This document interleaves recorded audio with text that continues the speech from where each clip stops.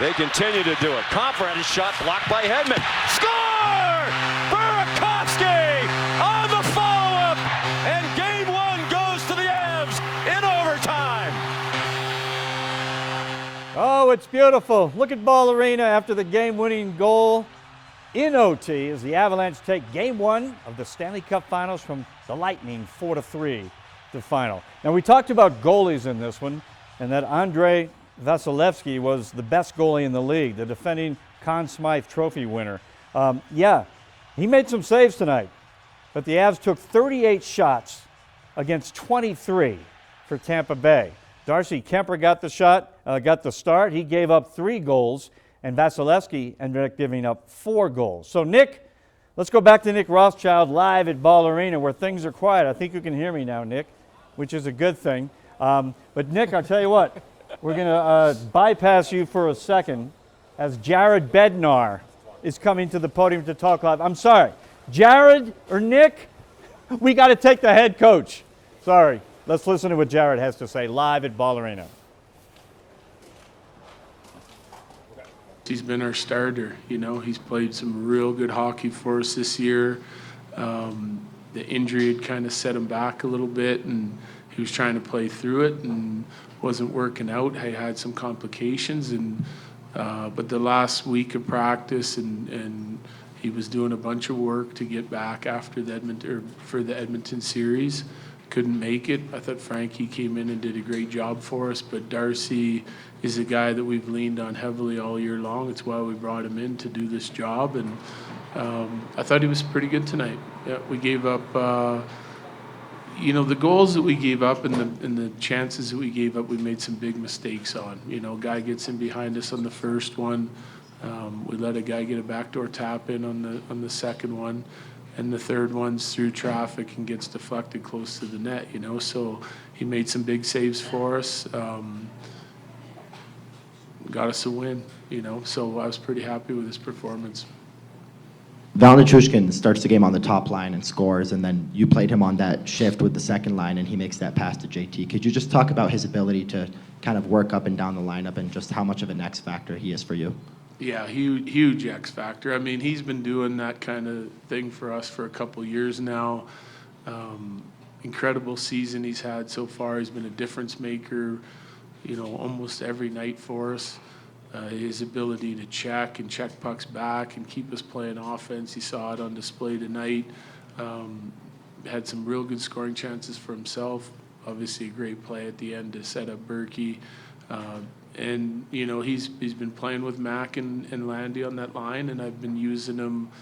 You know, sometimes there's penalties and changes, and I'll try to get Mikko out there a little bit too. So it's an easy flip-flop for those guys. They're familiar with both of those lines. Obviously Mikko with Mac and Landy, and then Val with Comfer as well. So just trying to roll guys that are fresh and putting them in opportunities that they can succeed in.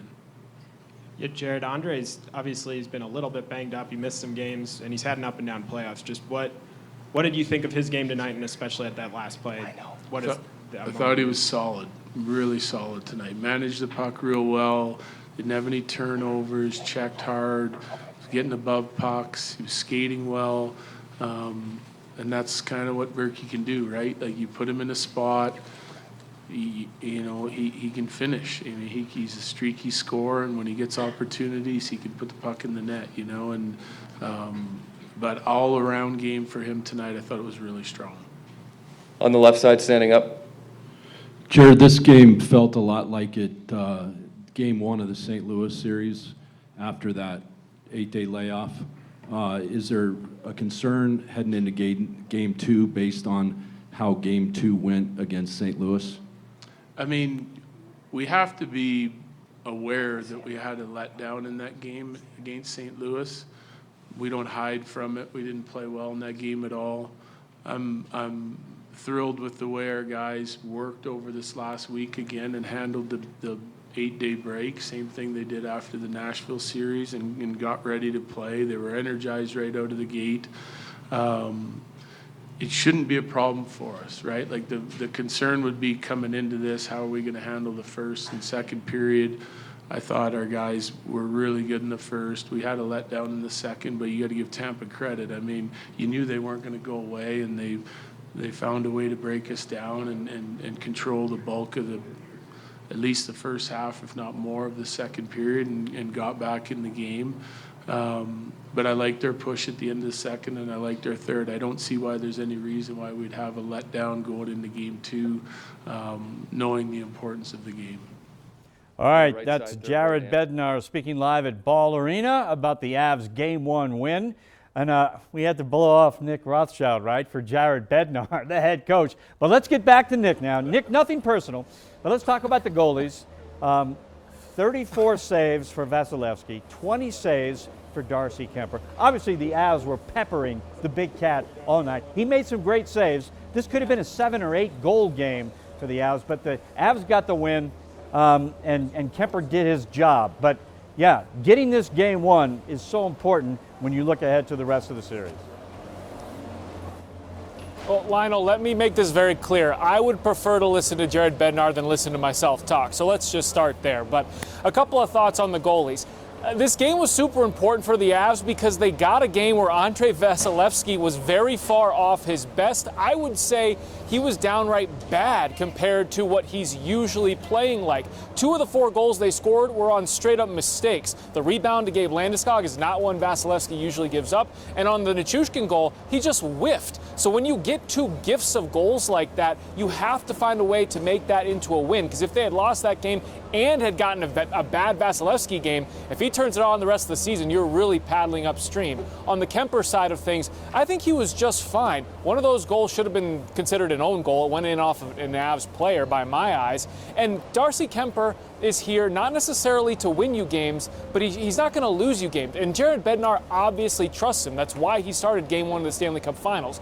So look, Kemper doesn't need to be Andrei Vasilevsky. He just needs to give the Avs, who are much higher powered on offense, a chance to win the game. That's what he did tonight. He came up with some huge saves, plus the defense was blocking shots better than Dikembe Mutombo, and that's the recipe for Avs success. It's not about shutouts every game, Lionel. It's just about finding a way to win. So you got to keep peppering Vasilevsky. Kemper will continue to stand between the pipes the best he can, and I think this is about as good of a start as you could have if you're an Avs fan.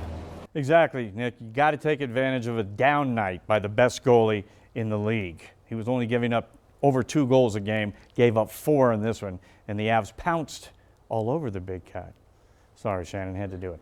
All right, we continue our coverage of the Avs overtime win in Game 1 right after this break.